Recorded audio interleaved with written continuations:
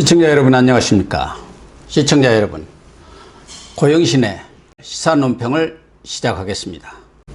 시청자 여러분, 공관병 갑질 사건에 휘말려서 억울하게 불명예 전역했던 박찬주 전 육군 대장이 내년 21대 총선에서 한국당 후보로 출마하기로 뜻을 굳혔다고 합니다. 또한 조국 청와대 민정수석실 비리를 폭로했던 김태우 전 대검 수사관, 그리고 문정권의 정책을 비판하다 파면당한 한민호 문체부 국장의 영입을 한국당이 검토 중이라는 소식입니다. 박 전 대장은 모 주간지와의 최근 인터뷰에서 나라가 이렇게 되어가는 것을 보고 내가 할 수 있는 뭐라도 해야겠다고 마음을 먹었다면서 오랜 고민 끝에 총선 출마 결심을 굳혔다고 밝혔습니다. 박 전 대장이 출마 결심을 굳히는 데는 한국당 황교안 대표의 설득과 영입 노력이 주요했다고 합니다. 황 대표는 젊은 경제 전문가를 인재 영입 1호로 발표한다는 구상이지만 박 대장이 사실상 인재 영입 1호가 되는 셈입니다. 황 대표는 지난 5월 말 전국 순회 장외 투쟁을 하던 중 대전에서 박 전 대장을 만나서 한국당에 힘을 보태달라고 간곡히 요청했는데요. 이후 충남 지역 한국당 중진 의원들이 박 전 대장을 오랫동안 설득하면서 공을 들였다고 합니다. 박 전 대장이 사성 장군까지 지낸 사람이 무슨 욕심이 있어서 정치를 하겠느냐고 이렇게 말하면서도, 그러나 우리 군이 이래서는 안 되겠다는 생각에 가만히 있을 수가 없었다고 밝혔습니다. 군대다운 군을 만들기 위해서 정치에서 내 역할을 찾겠다고 인터뷰에서 밝혔습니다.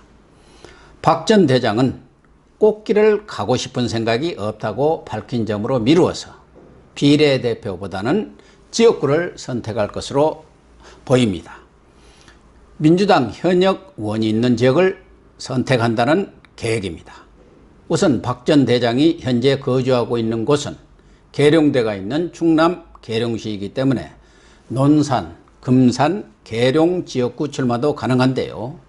이 지역에 출마하면 국회 법사위 민주당 간사로 조국 지키기에 앞장선 김종민 의원과의 한판 승부가 상징적인 의미를 가질 것 같습니다.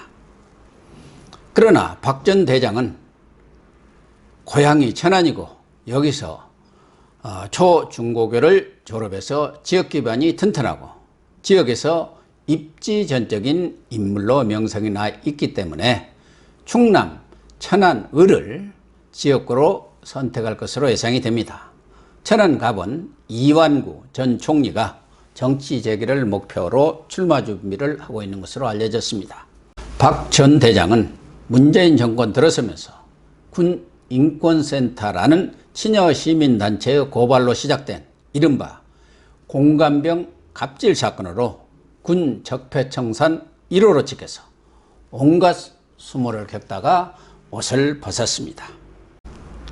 박 전 대장은 문 정권이 정권 쪽 군을 장악하고 육사 중심의 군 주류 세력을 청산하기 위해서 자신을 정치적 희생양으로 삼았다는 입장입니다.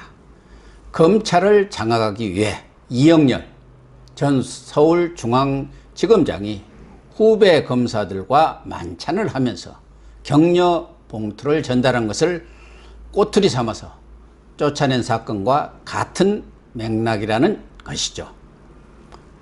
초임 지법원장 자리인 김명수 춘천지법원장을 서열이나 경력을 무시하고 대법원장에 임명해서 사법부를 손아귀에 넣은 것도 마찬가지 아니겠습니까?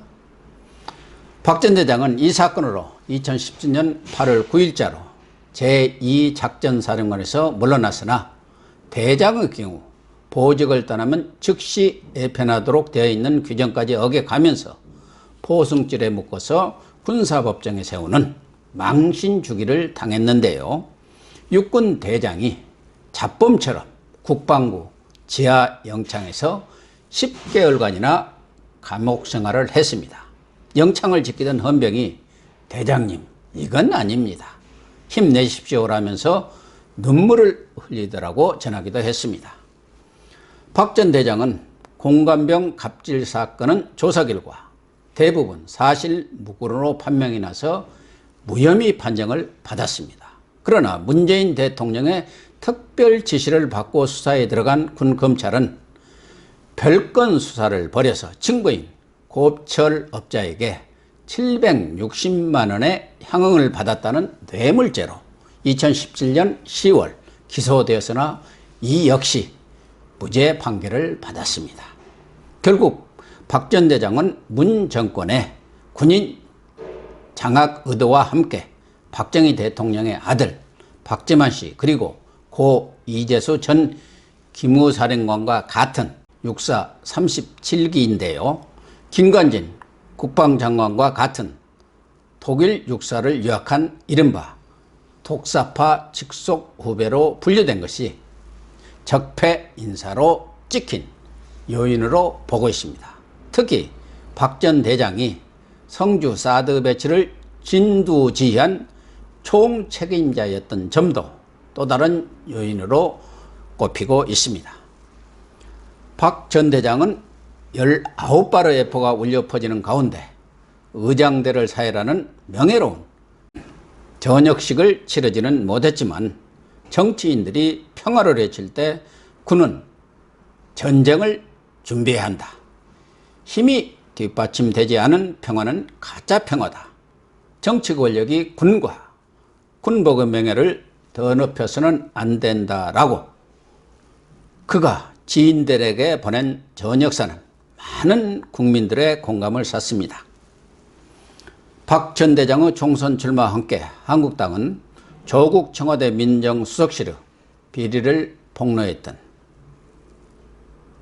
김태우 전 검찰 수사관 그리고 탈원전 정책을 비판하다가 파면당한 문화체육관광부 한민호 국장을 영입하는 방안을 신중히 검토하고 있는 것으로 알려졌습니다. 김태우 전 수사관은 민정수석실 산하 특별감찰 반원으로 있던 지난해 말 특감반이 은행장, 언론사주, 전 총리 가족 등 민간인을 전방위로 사찰했으며 환경부 산하 공기업 임원 자리에 낙하산 인사를 심기 위해서 강제 퇴출할 현직자에 대한 블랙리스트를 만들었다는 이른바 환경부 블랙리스트 사건 그리고 우윤군 주 러시아 대사, 유재수 현 부산시 경제부시장 등의 비리 의혹 조사와 감찰을 묵인 무마했다는 사실을 폭로해 큰 파문을 일으켰습니다. 이 사건으로 김은경 전 환경부 장관, 신미숙 전 청와대 균형인사비서관이 불구속 기소되어 재판을 받고 있습니다. 김 전 수사관은 현재 김태우 TV란 유튜브 채널을 운영하고 있는데요. 큰 인기를 누리고 있다고 합니다. 강원도 양양에서 태어났으나 경남 마산에서 자라고 학교를 다녀서 마산이 제2의 고향인 셈이고요. 경상대를 졸업했습니다. 한민호 문화체육관광부 국장은 문체부 산하 사행산업감독위 사무처장을 지냈는데요. 근무 시간 중에 SNS를 통해서 문재인 대통령의 지소미아 파기, 한미동맹 약화 등 외교 정책과 북한, 김정은 눈치보기 정책을 비난하는 글을 올렸다는 이유로 조국 민정수석 시절 공무원의 성실 의무와 품위 유지 위반으로 파면 처분을 받았습니다.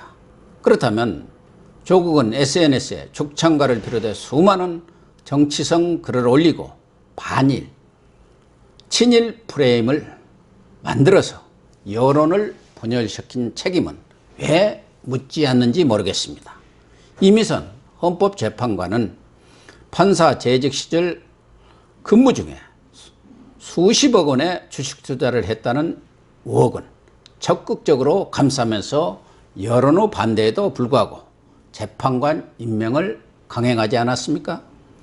한민호 전 국장은 경기 평택 출신으로 서울대 역사교육과를 나와서 역사 선생님을 하다가 행정고시에 합격해 문체부 주요 과정과 국장급인 미디어 정책관, 체육정책관을 지냈으며 문 정권 출범 후 한직인 사가미 사무처장으로 밀려났습니다. 정책 능력도 뛰어날 뿐 아니라 부하들에게 신망이 높아서 문체부 바람직한 관리자 1위로 뽑혀서 그의 사진이 문체부 1층 로비에 게시될 정도로 능력을 인정받는 공무원이었습니다. 한국당이 박 전 대장을 비롯해서 영혼 없는 공직자가 아닌 깨어있는 영혼 있는 공직자의 영입에 적극적인 관심을 표명하고 나선 것은 매우 바람직한 현상이라고 생각합니다. 국민들의 인적 쇄신 요구에도 부응한다는 점에서 앞으로 관심을 갖고 지켜볼 만하다고 생각합니다. 오늘 방송 마치겠습니다. 감사합니다.